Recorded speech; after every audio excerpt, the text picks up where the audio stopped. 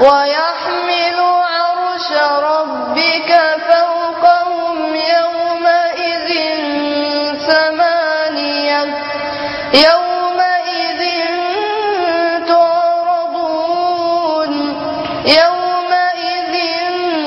تعرضون لا تخفى منكم خافية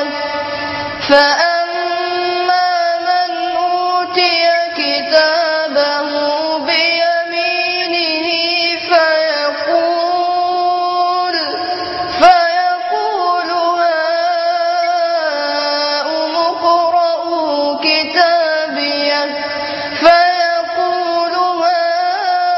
هاؤم اقرءوا كتابيه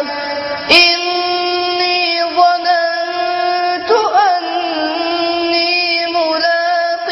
حسابيه فهو في عيشة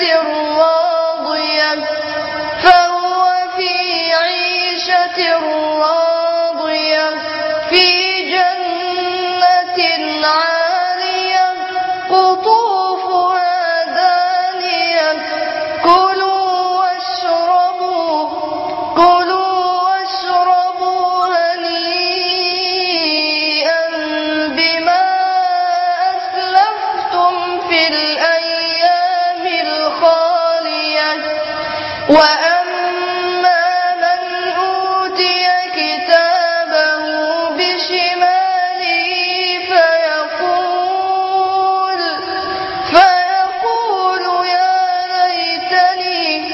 فيقول يا ليتني لم أوت كتابيه ولم أدر ما حسابيه يا ليتها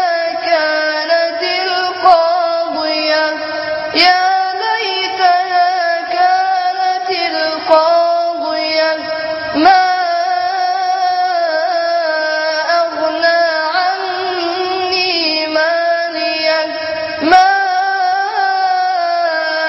أغنى عني ماليه هلك عني سلطانيه خذوه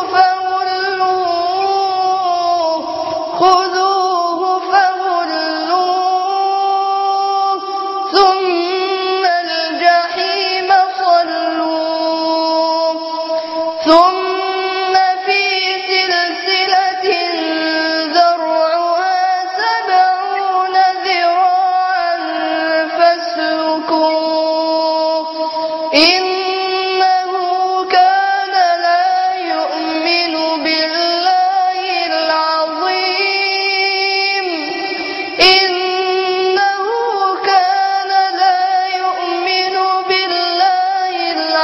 العظيم ولا يحض على طعام المسكين فليس له اليوم هاهنا حميم ولا طعام إلا من غسلين لا